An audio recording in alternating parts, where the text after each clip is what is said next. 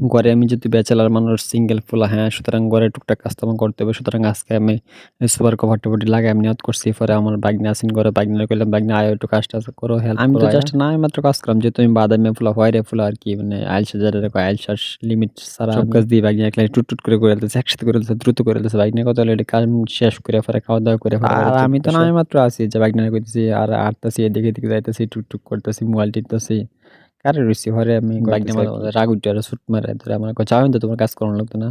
পরে আবার দেখি না একটু পরে ওরা ডাহে কয়, "মামা একটু ধরো, একটু ধরায়।" প্রায় আমি একটু ধরি আর হেই সব-টপ লাগায় নিয়ে শেষ করতেছে। সুপার ফোমের ভিতরে কভার লাগানো যে কি কষ্ট এটা আপনারা না করলে বুঝবেন না। আমার সিসি ক্যামেরা আছে, সিসি ক্যামেরায় ভিডিওটা ফুটেজ রেকর্ড হইছে। পরে এইটা আবার মোবাইলে আইনা আপনাদেরকে দেখার সুযোগ করে দিলাম। ঘরে তো মাইয়া মানুষ নাই, মাইয়া মানুষ থাকলে ঘরটা একটু চকচক করতো। তো এলোমেলো গরম বকবকানি আমার তো কয় ময়লা চলে যাবে আশা করিতে এই সমস্যা কি একবার তাকলি হইছে, হ্যাঁ ঘোড়ার ডিমের মতো। পরে কাজটা শেষ করে আয়া একটু জিরাইলাম, ভাবলাম এবার একটু শুই, হেবে একটু শুই, হেলান দেয়া ডেলান দেয়া উন দিয়ে তাকিয়া বকস শুয়ে টুয়ে পরে উঠলাম। হেবে হইতে আরাম-টারাম করে আমার আরাম করা শেষ। পরে এবার হুতলাম।